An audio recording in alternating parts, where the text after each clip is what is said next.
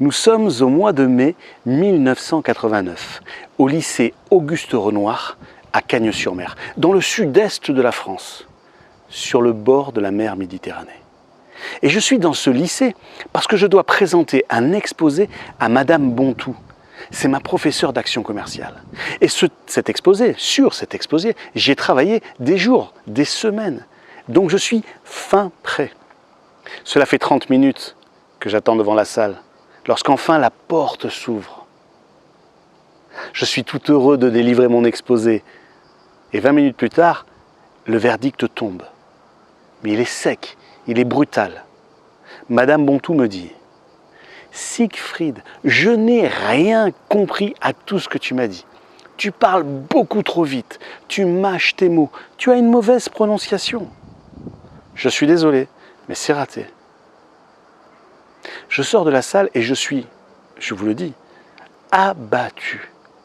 Je ne sais pas pour vous, mais est-ce qu'il vous est déjà arrivé de préparer un projet, un argumentaire de vente, une présentation pour des collaborateurs, pour des investisseurs ou autres? Et puis, vous y avez travaillé longuement, vous avez été sérieux, mais quand vous présentez, ça ne marche pas. Est-ce que ça vous est déjà arrivé? Moi, ça m'est arrivé une seconde fois. Ça m'est arrivé de nombreuses fois, mais la deuxième fois dont je me souviens, c'était quelques temps plus tard, après cet exposé. Je travaillais, c'était un job d'été, à Carrefour, dans un hypermarché à Nice. Et j'étais vendeur de vélos. Ma mission, mon objectif, mon rôle, c'est de vendre des vélos à ma clientèle. Et puis m'assurer bien sûr qu'il y a assez de vélos en stock. Et ce jour-là, je présente un vélo à une famille. Cette famille a besoin de ce vélo, j'en suis certain.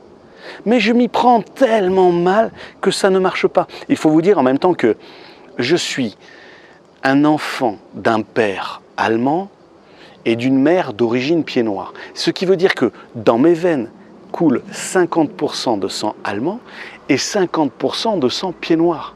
Et donc en négociation, en vente, en présentation, ça donnait à peu près la chose suivante.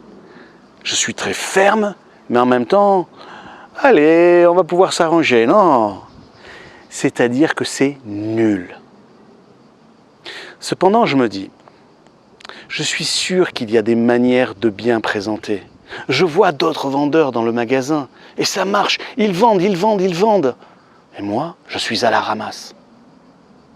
À la fin de mes études, j'ai enfin l'opportunité de réaliser un stage aux États-Unis.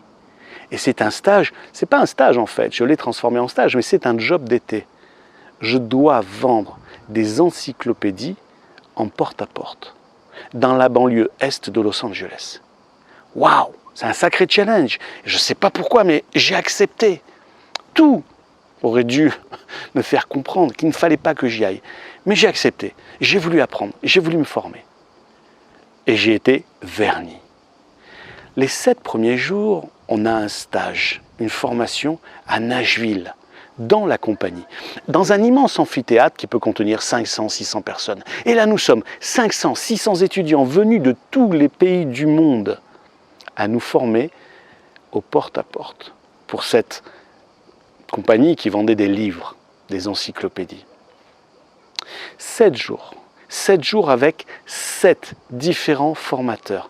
Un formateur pour chaque étape de la vente, un formateur pour chaque étape de la présentation. Depuis le formateur qui allait nous montrer comment poser notre sac de livres devant la porte, comment taper à la porte, jusqu'au formateur qui allait nous montrer, nous former à comment récolter l'argent à la fin de la vente. Et puis bien entendu, à l'intérieur de cet argumentaire, tous les formateurs qui nous formaient à l'art de bien présenter les choses. L'art de présenter les choses de façon impactante. À cette époque-là, j'ai 26 ans. Nous sommes en 1989. Et je reviens des États-Unis en France avec une confiance en moi extraordinaire. Parce qu'aux États-Unis, j'ai fait exactement ce qu'ils m'ont dit. J'ai appliqué à la lettre tout ce que j'avais appris. Et à ma grande surprise, j'ai réalisé des ventes. Et puis, dès que je reprenais un petit peu mon laisser-aller, c'est-à-dire mon côté un peu à moi, dilettante de l'époque, ça ne marchait plus. Dès que je refaisais ce qu'il me disait, ça marchait. C'était magique. Et je me suis dit, je vais faire ça en France. Et là, j'ai une carrière, à ma grande surprise, qui a connu de nombreux succès dans la vente et dans la présentation. Je suis devenu quelques années plus tard, parce que ça m'a intéressé de bien présenter les choses, donc je me suis formé à la prise de parole en public, je suis devenu champion de France de prise de parole en public. À ma grande surprise, à ma grande joie aussi. Et puis, j'ai eu de nombreux succès dans le domaine commercial, parce que le domaine commercial, la vente, ça n'est rien d'autre que de bien présenter les choses. Et puis, j'ai également eu des succès dans le management d'équipes commerciales, mais aussi d'équipes techniques, d'équipes administratives, d'équipes patrimoniales. Il y avait un service patrimoine pour une société pour laquelle je travaillais. Et puis, j'ai eu cette chance extraordinaire également de pouvoir travailler pour des sociétés françaises, mais vraiment franco-françaises, petites et grandes, américaines, chinoises.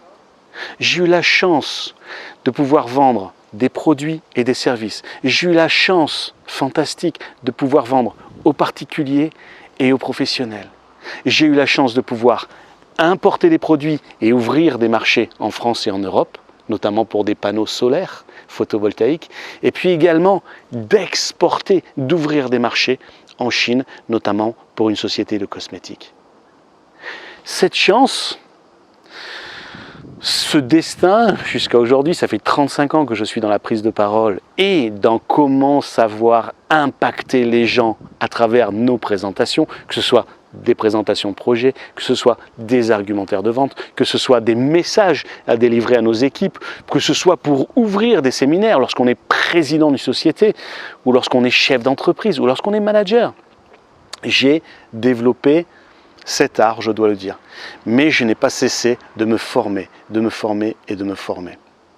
Et aujourd'hui, je suis ravi, heureux d'être enfin indépendant et de pouvoir aider ceux qui en ont besoin.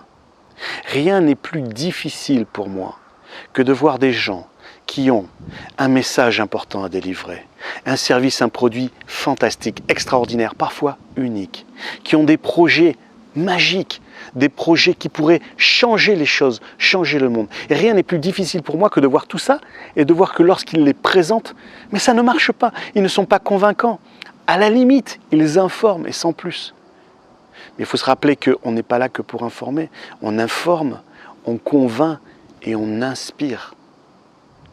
Alors, depuis 1 an et demi, en tant qu'indépendant, eh bien, des gens sont venus me chercher pour que je les aide à mieux vendre, pour que je les aide à mieux coacher une équipe, à mieux manager une équipe. Ils m'aident, ils me demandent à ce que je les aide à mieux présenter un projet, à pouvoir être plus convaincant, voire inspirant.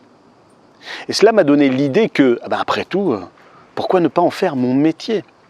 Et si je vous envoie aujourd'hui cette vidéo, c'est pour vous demander quelque chose, pour vous demander un service. Je ne suis pas là pour vous vendre quoi que ce soit. Je ne suis pas là pour vendre une formation ou quoi que ce soit. Non, je suis là en fait pour vous demander quelque chose. Cette chose, c'est que j'ai préparé un questionnaire tout simple. Il peut vous prendre 3 minutes à remplir ou bien 30 minutes pour ceux qui sont vraiment inspirés et qui ont vraiment le temps. Mais même 3 minutes.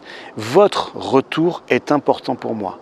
Que vous y passiez 3 minutes ou une demi-heure, c'est très important pour moi. Donc je vous le demande comme un service. Si vous voulez remplir le questionnaire, c'est vraiment super sympa de votre part et j'apprécierais vraiment beaucoup. Donc voilà, je vais vous quitter à la fin de cette vidéo et simplement vous dire merci de bien vouloir remplir le questionnaire et entre nous, vous pouvez refuser. Si vous ne remplissez pas le questionnaire, nous resterons amis, nous resterons en contact. Il n'y a absolument pas de souci pour ça.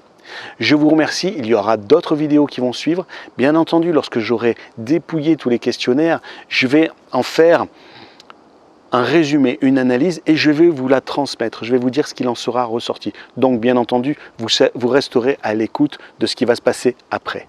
Merci pour votre aide. Je vous souhaite une magnifique journée. Aujourd'hui, jour de canicule. Ça va durer 2 ou 3 jours. Donc, je vous souhaite de bien prendre soin de vous et je vous dis à très bientôt. Merci.